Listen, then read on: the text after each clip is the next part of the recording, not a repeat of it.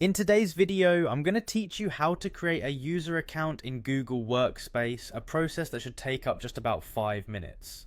Creating a new user account is essential if you're adding someone new to your team or organization. So let's get started and walk through it together. The first thing you'll want to do is head over to your Google Workspace. This is the main hub where all your productivity tools reside. Once you're there, you'll need to locate the admin console. It's quite straightforward, just look for it among the options available. Clicking on the admin console will prompt you to log in using your business email. This ensures that you're authorized to make changes and add new users. Once you're signed in, direct your attention to the top right corner of the page. You'll see the Google Apps menu. Go ahead and click on it. This menu is like a gateway to various Google apps, but what we're interested in is the admin icon. You'll now need to click on the admin icon to proceed further. This will take you directly to the admin area where you can manage user accounts and other administrative tasks.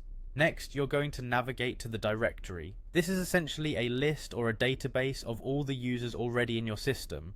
Then from the directory, you'll need to click on users. This area allows you to manage and view all the users within your organization. Keep in mind that you need proper administrative permissions to make changes here.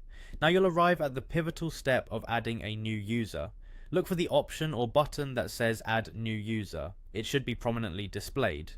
Clicking this will open a form where you'll need to fill in the details of the new user. Be sure to provide accurate information such as full name, email, and any other required fields. Once everything is filled out to your satisfaction, make sure to save these details. This action creates the new account and prepares it for use. One important tip is to double check that your current Google Workspace plan supports the addition of new users. If you find that you've reached your limit, consider upgrading your plan to accommodate more team members.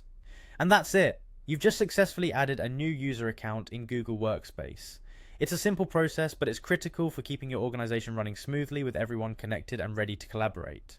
Thank you for following along, and keep this guide handy for when you need to add more team members in the future.